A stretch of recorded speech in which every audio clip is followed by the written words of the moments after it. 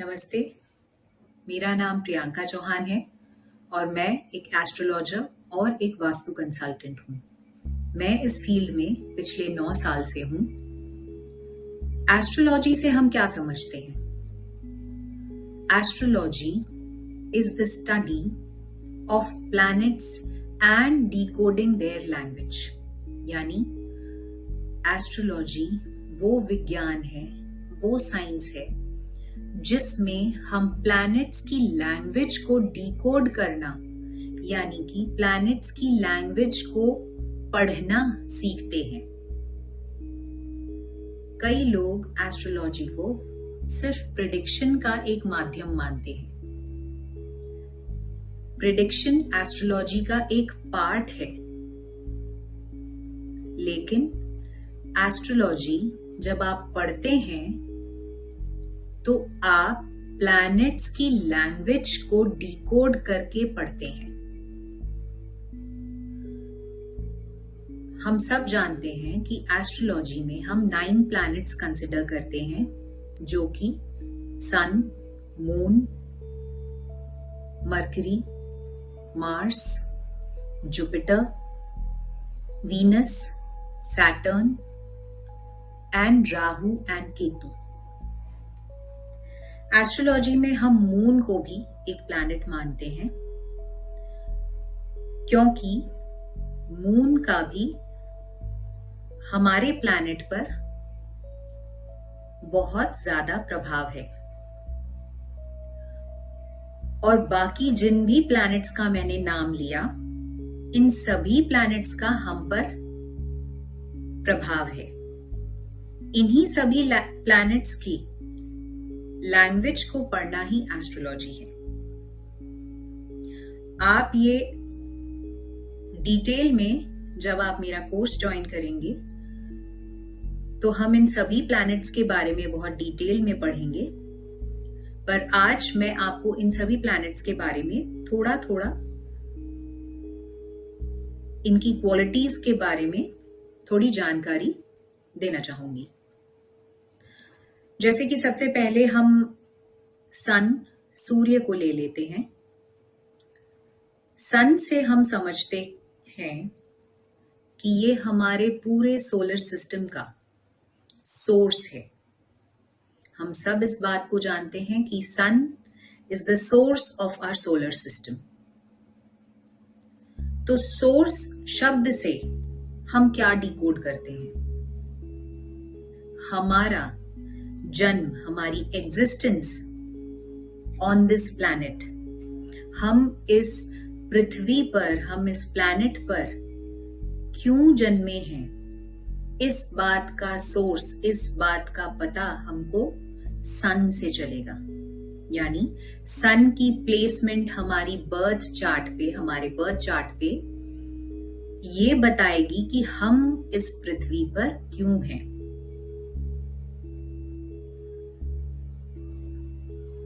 अब सन, जैसे कि सबसे पहले हम सन, सूर्य को ले लेते हैं। सन से हम समझते हैं कि ये हमारे पूरे सोलर सिस्टम का सोर्स है। हम सब इस बात को जानते हैं कि sun is the source of our solar system. तो सोर्स शब्द से हम क्या डिकोड करते हैं? हमारा जन्म, हमारी एग्जिस्टेंस ऑन दिस प्लैनेट, हम इस पृथ्वी पर, हम इस प्लैनेट पर क्यों जन्मे हैं, इस बात का सोर्स, इस बात का पता हमको सन से चलेगा। यानी सन की प्लेसमेंट हमारी बर्थ चार्ट पे, हमारे बर्थ चार्ट पे ये बताएगी कि हम इस पृथ्वी पर क्यों हैं।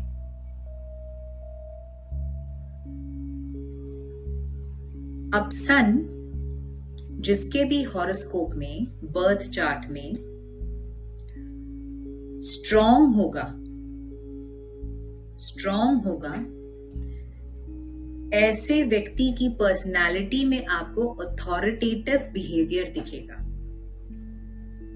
क्योंकि सन अथॉरिटी, स्टेटस, नेम, फेम, इन सभी क्वालिटीज को बताता है। तो ऐसे व्यक्ति की पर्सनालिटी में आपको अथॉरिटेटिवनेस, अपने स्टेटस में वृद्धि, लगातार निरंतर वृद्धि अपने स्टेटस में जो व्यक्ति हासिल करता है, कहीं ना कहीं उसके बर्थ चार्ट में सन की पोजीशन स्ट्रांग होती है।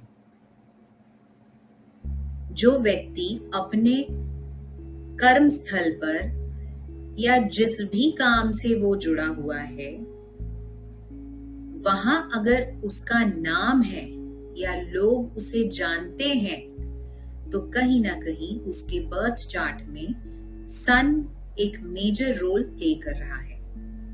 वीनस, वीनस आपके वेल्थ,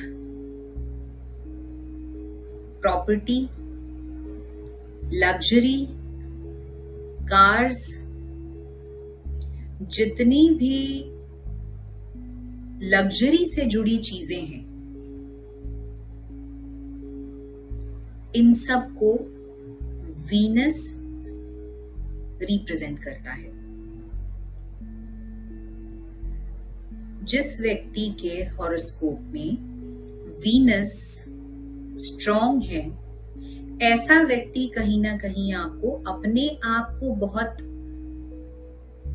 प्रेजेंटेबल रखना, अच्छे कपड़े, अच्छे जूते, अच्छी घड़ी, परफ्यूम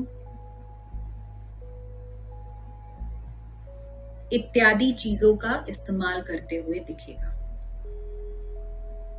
अपने आप को बहुत प्रेजेंटेबल, सुंदर बनाकर रखना, ऐसे लोगों को बहुत पसंद होगा।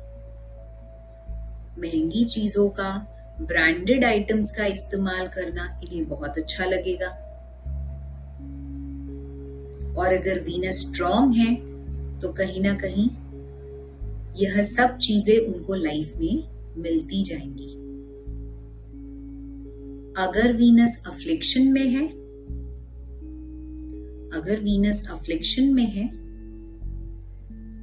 वीनस जो है वो स्त्री का भी कारक है। किसी पुरुष के बर्थ चार्ट में, मेल हॉरोस्कोप में वीनस स्त्री का कारक है।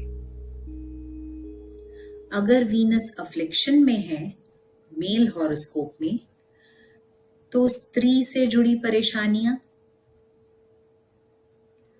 वेल्थ से जुड़ी परेशानियां, पैसों से जुड़ी परेशानी, प्रॉपर्टी, लग्जरी, कार्स, इन सब से जुड़ी स्ट्रगल लाइफ में दिखेंगी। Venus is also attraction. Venus is attraction female chart में भी और मेल चार्ट में भी। Venus is attraction towards the opposite gender.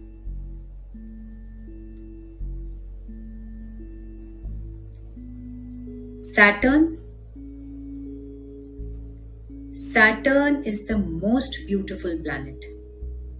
क्यों? क्योंकि Saturn is the karmic planet. कर्म को बताता है। आप क्या कर्म करने आए हैं, यह बताता है Saturn। और अगर आपने अपना यह कर्म अच्छे से किया, तो सैटर्न आपको उतना ही रिटर्न में देकर जाएगा। Saturn is discipline, Saturn is focus, Saturn is न्याय। न्याय करने वाला प्लैनेट है।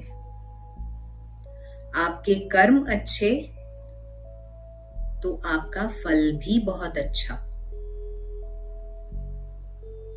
सैटर्न जिस व्यक्ति का स्ट्रांग होगा, ऐसा व्यक्ति बहुत हार्डवर्किंग होगा, डिसिप्लिन्ड होगा, न्याय करने वाला होगा और अपने कर्म के प्रति बहुत फोकस्ड होगा।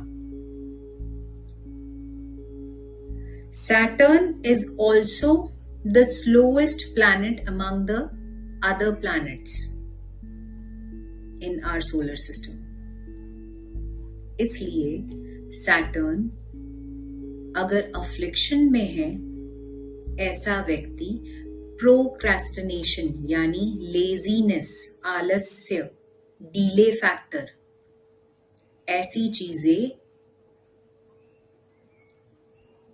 जिस व्यक्ति के बर्थ चार्ट में सैटर्न अफ्लिक्शन में है, लेजीनेस, डीले फैक्टर आपको दिखेंगी। यानी फॉर एग्जाम्पल,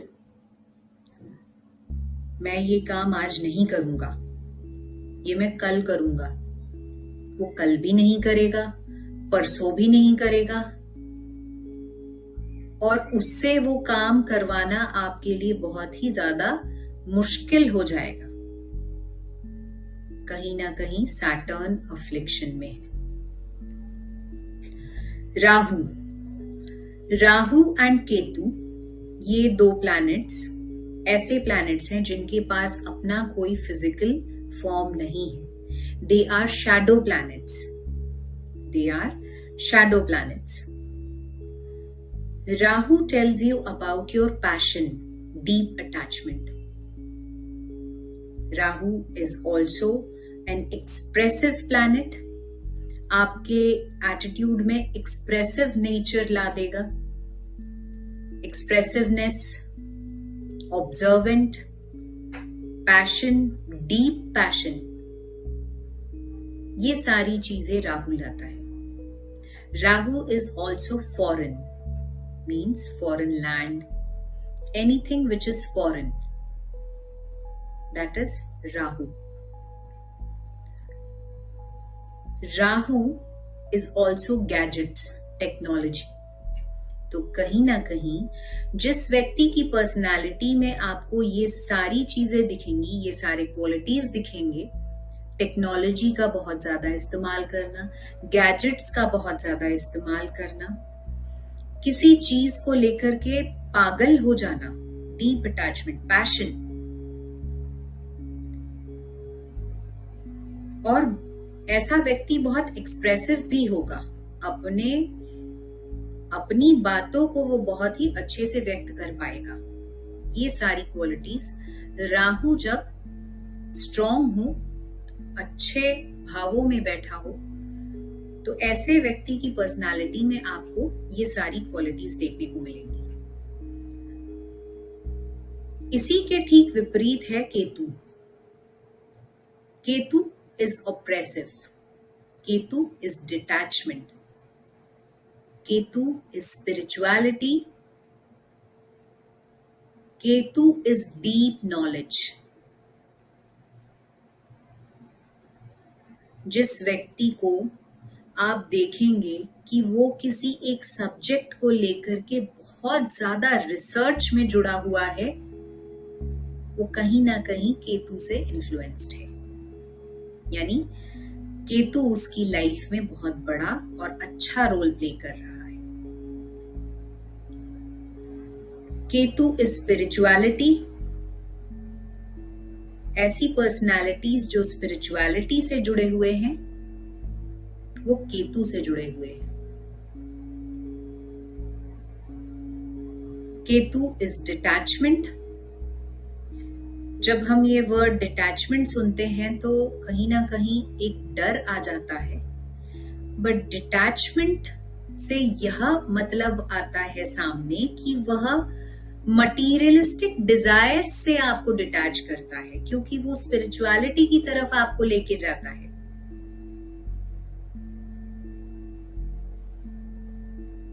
तो जिस व्यक्ति ने स्पिरिचुअलिटी को अपना लिया, वो मटीरियलिस्टिक डिजायर से डिटैच हो गया।